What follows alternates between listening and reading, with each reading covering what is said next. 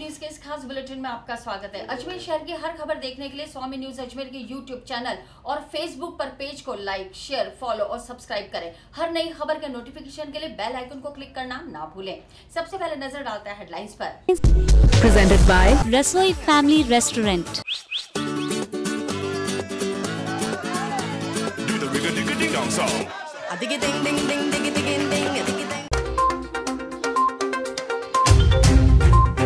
पुष्कर कस्बे में कर्फ्यू नियमों की अवहेलना कर रहे 2 दुकानों को उपखंड अधिकारी ने किया सीज।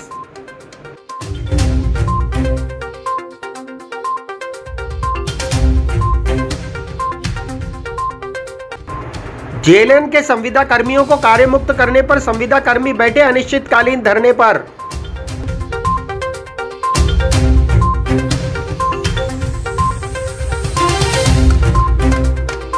राजस्व मंडल सदस्य की गिरफ्तारी के बाद नए मामले निकलकर आए सामने। कोटड़ा निवासी व्यक्ति ने फैसले पर जताया शक।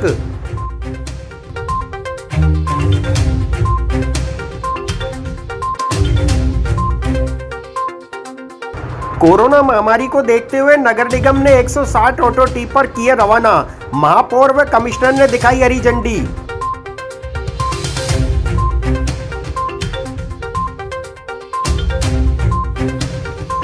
राजगढ़ मसानिया भैरव धाम पर चंपालाल जी महाराज के सानिध्य में नवरात्र महोत्सव का किया गया समापन।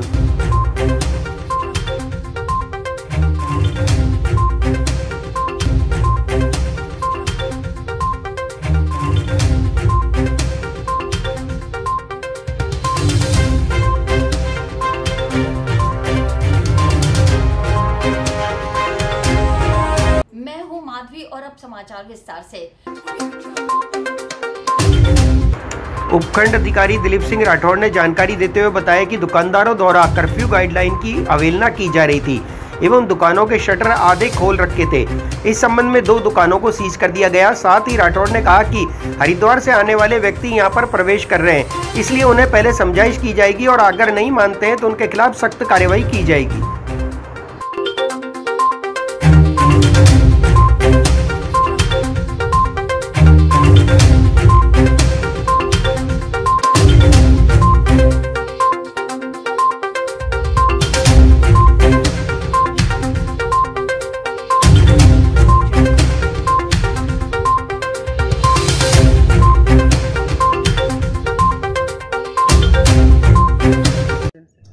देखिए, हमने हमारी रेवेन्यू की टीम और पुलिस जाब्ते के साथ में जो कर्फ्यू ग्रस्त एरिया है उसमें हमने दौरा किया।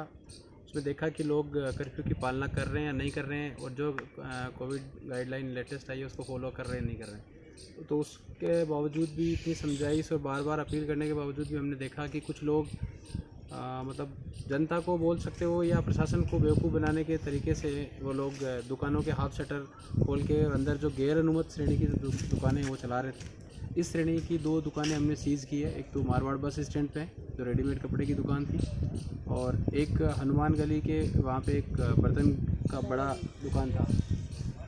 उन 2 दुकानों को सीज़ किया है और घाटों पे भी लोगों को समझाइश करने के बावजूद भी इवन हमारा वहाँ पुलिस जाब्ता लगा हुआ है फिर भी लोग मान नहीं रहे हैं, जबकि सरकार का क्लियर कट गाइडलाइंस है कि सारे धार्मिक स्थल बंद रहेंगे। और आप सभी को पता है कि जो अभी कुंभ का महास्नान हुआ है वो कोरोना का हॉटस्पॉट बना है और उससे पूरे देश में स्प्रेड हो रहा है। और हमारे यहाँ से भी जो लोग कुंभ में स्नान करने गए थे वो एज वेल एज जो लोग दूसरे जगह से हरिद्वार स्नान करके और फिर पुष्कर में आते हैं वो ये संक्रमण फैलाने का एक बहुत बड़ा माध्यम बना हुआ है। लोगों को समझाइश करने के बावजूद भी ये समझ नहीं आ रहा है। ये आज हमारी एक तरह से ये मान ले कि आप अंतिम समझाइश है, उसके बाद में हम और सख्ती से पेश आएंगे। यदि उसके बावजूद भी कोई आदमी नहीं मानता है तो उसके खिलाफ कानूनन कार्रवाई होगी और उसके खिलाफ मुकदमा।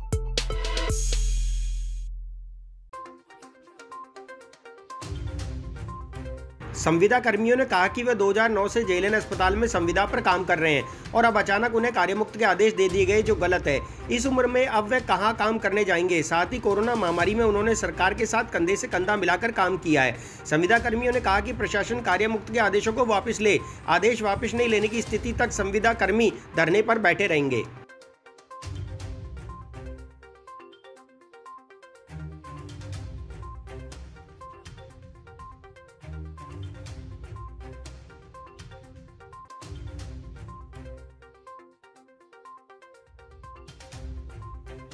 सर जी हम संविदा पर लगे हुए हैं, 2009 से लगा हूँ मैं जेलन हॉस्पिटल में। स्वाइन फ्लू में लगा था और आज 11-12 साल हो गए हैं, लेकिन अभी 9 तारीख को हमारे को एक शाम को फरमान जारी होता है कि आपकी सेवाएं समाप्त की जाती है। इसलिए हम अनिश्चित ये आदेश को निरस्त कराने के लिए बैठे हैं। कितने जने हुए थे आप? वैसे हम पूरे 10 जने हैं। कोरोना में महामारी जैसे में काम किया सब लोगों ने, कंधे से कंधा मिलाकर सरकार से, और आगे भी करना चाहते हैं। लेकिन अब मेरी अवस्था अभी 47 साल है। अब इस उम्र में अगर मुझे बाहर निकाल देते हैं तो मैं कहाँ जाऊँगा। तो हमारी सरकार से हाथ जोड़ के विनती है, चिकित्सा मंत्री सर से, सीएम सर से, सभी अधिकारियों से कि हमारी सेवाएं बहाल की।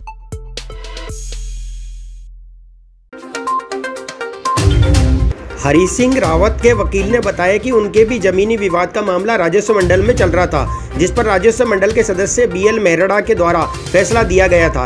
हरी सिंह रावत ने कहा कि उसे अपने प्रकरण में भी शक है कि मेहरड़ा ने दूसरे पक्ष से पैसे लेकर फैसला बदल दिया, जिसकी जांच की मांग वह ACB DG से कर रहा है। इस संदर्भ में हरी सिंह ACB DG के नाम शिकायत पत्र लेकर पहुंचा और मांग की है कि ACB इस प्रकरण की भी जाँच कर न्याय दिलाए।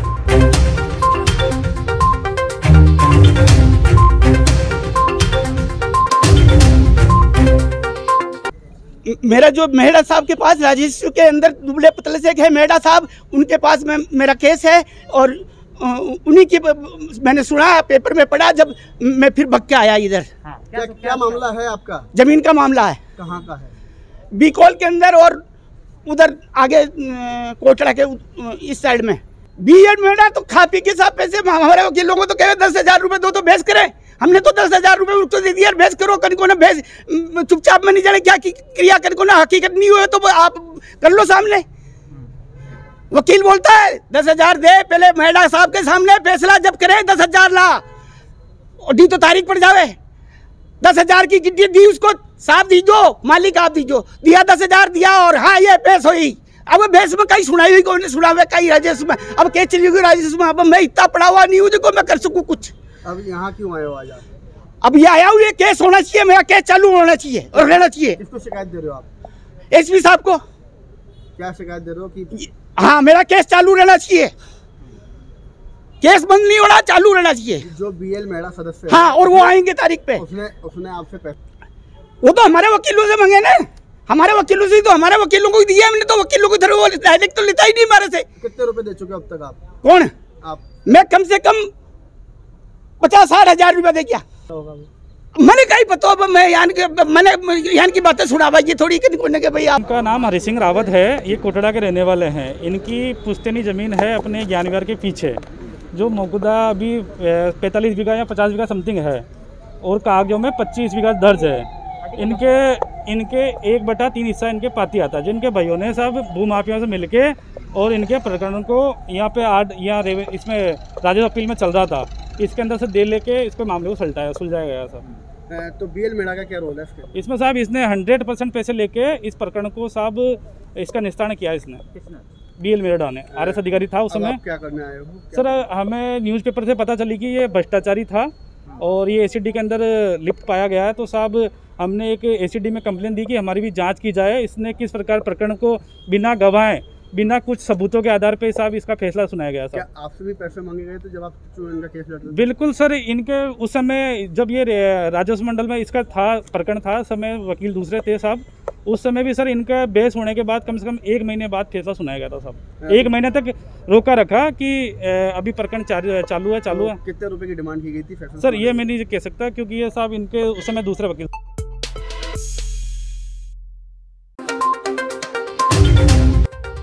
नगर निगम आयुक्त कुशाल यादव ने बताया कि राज्य सरकार द्वारा आदेश जारी किए गए हैं कि नगर निगम क्षेत्र में door to door corona guideline का प्रचार किया जाए। इसके लिए नगर निगम के 160 ऑटो टिपर को आज मेयर ब्रजलता हाड़ा द्वारा हरी झंडी दिखाकर रवाना किया गया। इन ऑटो टिपर में एक ऑडियो क्लिप भी लगाई गई है, जिसमें राज्य सरकार द्वारा नई गाइडलाइन में जारी किए गए प्रतिबंधों व कोरोना के प्रोटोकॉल के बारे में बताया गया। वहीं महापौर ब्रजलता हाड़ा ने बताया कि कोरोना की यह दूसरी लहर बहुत ही खतरनाक है। इसमें लोगों में आसानी से सिम्टम्स भी दिखाई नहीं देते। इसके फैलने की क्षमता पहले वाले वायरस से कहीं ज़्यादा है। इसलिए सभी लोग कोरोना गाइडलाइन का पालन करें, मास्क लगाएं, सैनिटाइजर का उपयोग करें, अपने व अपने परिवार की सुरक्षा स्वयं निश्चित करें।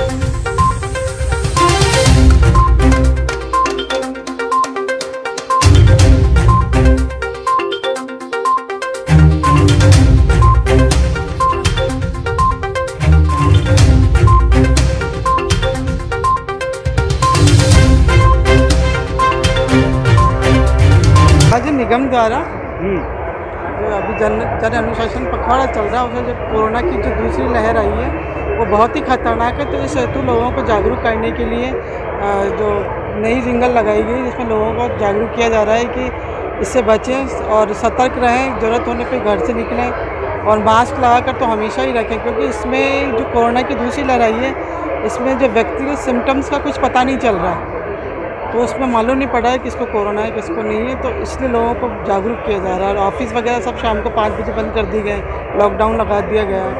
तो सरकार पूरी तरह से जागरूक है इससे कि कोरोना अपने जैसे और प्रदेशों में जो और देशों में फैला हुआ है उसके हिसाब से राजस्थान में इतना नहीं फैला। इस तरह से सरकार जागरूक हो रही है, पूरे सबको जागरूक भी कर रही है। आज क्या था आज जो प्रोग्राम सारे ऑटो जो इसी मतलब कोरोना को लेकर ही जागरूकता फैलाने के हिसाब से रवाना किए गए हैं। तो जी हर वार्ड में जाएंगे, हाँ हर वार्ड में जाएंगे। तो दूसरी लहर है उसके लिए सतर्क करने के लिए, पहले तो इतना नहीं था लेकिन दूसरी लहर बहुत खतरनाक है, तो इसलिए उसको सतर्क पब्लिक को थोड़ा जागरूक करने के लिए ये ऑटो हैं जो दोबारा चलाएगा। और राज्य सरकार द्वारा कोविड की सेकेंड वेव को लेके आईसी मैसेज जारी किया गया है। उसी मैसेज को नगर निगम के door to door auto tippers के द्वारा घर घर तक, वार्ड वार्ड तक प्रसारित किया जाएगा। इस मैसेज में एक रूपता रहे, इस कारण से हमने सभी ऑटो टिपर्स को एक साथ एकत्रित कर उसके अंदर वो मैसेज, ये जो ऑडियो क्लिप आप सुन पा रहे हैं, इसमें अपलोड कराया है, जिसमें राज्य सरकार ने कोविड की सेकेंड वेव को लेके जो पाबंदियां लगाई हैं जनहित को लेके, जीविका को लेकर, उसके बारे में जानकारी दी जा रही है और लोगों से अपील की जा रही है किस तरीके से वे अपने आप को सेफ रख सकते हैं, मास्क के द्वारा, सैनिटाइज़र के द्वारा और सोशल डिस्टेंसिंग के द्वारा। आज कितने रवाना करें? हमारे निगम के जितने 160 ऑटो टिपर्स हैं, हमने सबको आज हरी झंडी देखकर मेयर मैडम के द्वारा रवाना किया गया है और 3 मई तक, जब तक हमारा ये जन अनुशासन पखवाड़ा जारी है, तब तक ये इसी मैसेज को लोगों के बीच में प्रसारित करेंगे। साथ ही साथ हमने ये सीएम साहब के द्वारा जो अपील जारी की गई है, ये भी जो ऑटो टिपर के हेल्पर्स हैं उनको प्रोवाइड कराई है, ताकि वो डोर टू डोर इसको अपने कार्य के साथ साथ डिस्ट्रीब्यूट। निश्चित रूप से अभी हम आप लोगों के सामने जो खबर लेकर आए हैं, निश्चित रूप से ऐसे स्थान की खबर लेकर आए हैं जो कि इस जो समय के अंदर, जो नवरात्रि के अंदर पूजा अर्चना होती है और पूजा अर्चना के समय के अंदर अलग अलग पूजा अर्चना होती है। राजगढ़ का जो धाम है उसमें अखंड ज्योति के रूप में ये कार्यक्रम होता है, उसका समापन का कार्यक्रम हुआ है। आइए आपको दर्शकों को दिखाते हैं वीडियो के माध्यम से कि जो वहां पर जो कार्यक्रम आयोजित किए गए वो किस तरीके के, हमारे जो साथी हैं उन्होंने जो उसका वीडियो करा है उसके ऊपर भी एक बार आप। छोटी कन्याओं ने मां कालिका की विशेष पूजा अर्चना कर 9 दिनों तक चली अखंड ज्योति के हवन यज्ञ में आहुति दी। धाम के प्रवक्ता अविनाश सेन ने बताया कि कोविड-19 की गाइडलाइन के तहत भैरव धाम पर नवरात्रा महोत्सव में कोई भी कार्यक्रम आयोजित नहीं किया गया। मुख्य उपासक चंपालाल महाराज के सानिध्य में कन्याओं ने विशेष पूजा अर्चना की।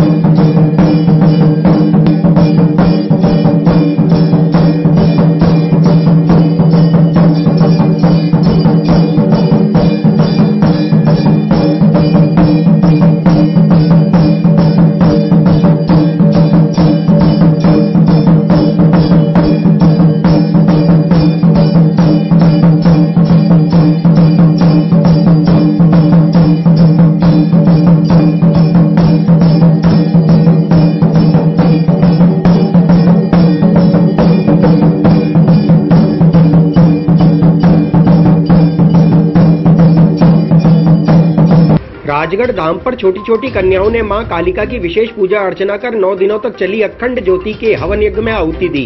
धाम के प्रवक्ता अविनाश सेन ने बताया कि कोविड-19 की गाइडलाइन के तहत भैरव धाम पर नवरात्रा महोत्सव में कोई भी कार्यक्रम आयोजित नहीं किया गया। मुख्य उपासक चंपालाल महाराज के सानिध्य में कन्याओं ने विशेष पूजा अर्चना की।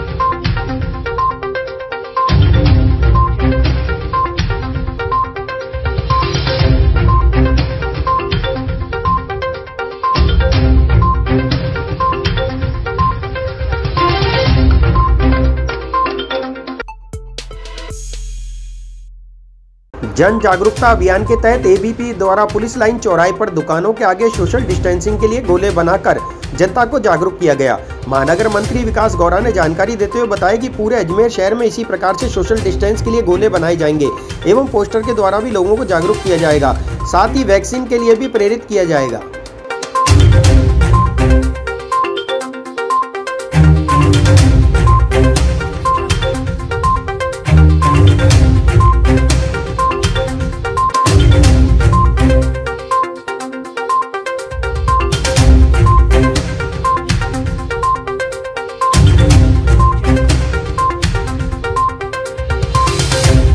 आज हमने एबीपी के जागरूकता अभियान की शुरुआत की पुलिस लाइन से। मोदी जी के आग्रह पे हमने हमारे क्षेत्रों में, विभिन्न क्षेत्रों में 5-5 से 7-7 लोगों की समितियां बनाई है और वो समितियां अपने अपने जिस क्षेत्र में वो रह रही है वहाँ के जो भी आसपास के दुकानदार जो भी है अस्पताल, वहाँ गोले बना के सोशल डिस्टेंसिंग के लिए गोले बनाएंगे और पोस्टर के माध्यम से लोगों को जागरूक करने का प्रयास करेंगे। अभी 2021 मास्क के साथ साथ वैक्सीन का भी है, तो हमें लोगों को ज़्यादा से ज़्यादा वैक्सीन लगवाने का भी आग्रह किया है और हमारे ये जो अभियान 7 दिवस तक चलेगा, अलग अलग क्षेत्रों में हमारे कार्यकर्ता अलग अलग क्षेत्रों में इस अभियान को जारी रखेंगे।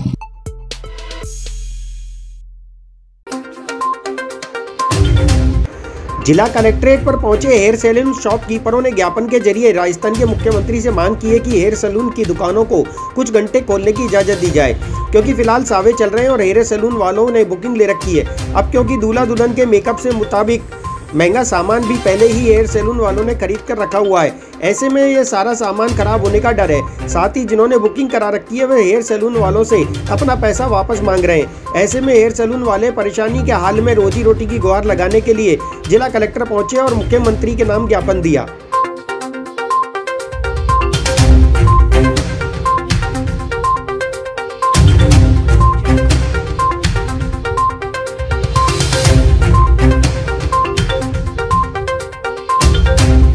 राजस्थान सरकार द्वारा जो 16 अप्रैल से 3 मई तक का जन सुरक्षा पखवाड़ा अपनाया गया है, उसके अंदर कई सुविधाओं को इन्होंने बंद किया गया है, पूर्णतः बंद किया गया है। उसमें से हेयर सैलून इंडस्ट्रीज भी आती है।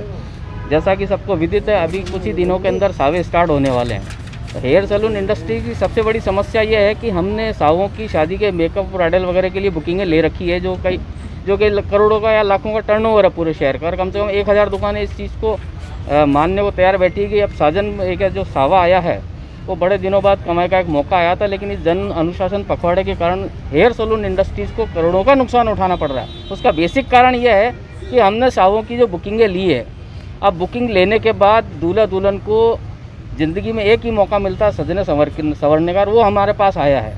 अब हम उसको कह दें कि भाई जन अनुशासन पखवाड़े के कारण हम ये नहीं कर पा रहे, तो बहुत बड़ी विकट स्थिति हो रही है। पब्लिक कह रही कि हमारा पैसा वापस दो, जबकि सैलून कर्मी और मेकअप ब्राइडल के जो हमने सामान खरीदे उसका हम क्या करेंगे भाई? समस्या यही है। आगे हमने एडीएम से गजेंद्र सिंह जी से बात करी है, उनको ज्ञापन दिया। कलेक्टर साहब आज यहाँ उपस्थित नहीं है। तो प्रदेश स्तर पर ये समस्या हमको देखने को मिल रही है कि खाया कुछ नहीं, जेब का और लगने की नौबत आ रही है।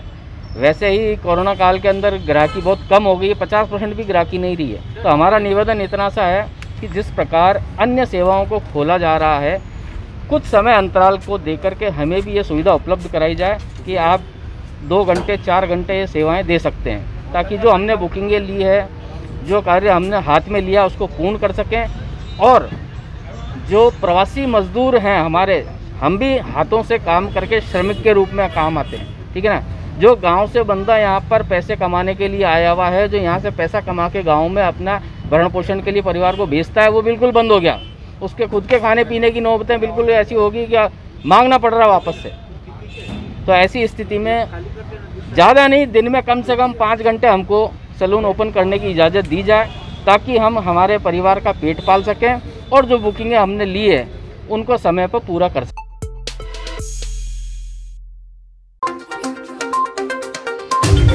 पुष्कर राजकीय चिकित्सालय में गुरुवार को 80 लोगों के लिए जीवनदायिनी वैक्सीन लगाई गई। इस बारे में जानकारी देते हुए चिकित्सा अधिकारी ने बताया कि प्रशासन के आदेश अनुसार 45 वर्ष व उससे अधिक की उम्र के लोगों के टीके लगाए जा रहे हैं। इसी क्रम में गुरुवार को 80 लोगों को टीका लगाया गया। उन्होंने सभी से मास्क का उपयोग करने की सलाह दी। साथ ही उन्होंने कहा कि अस्पताल में भी लोग बिना मास्क लगाए आ जाते हैं, जो कि इस संक्रमित बीमारी के फैलने की मुख्य वजहों में से एक है।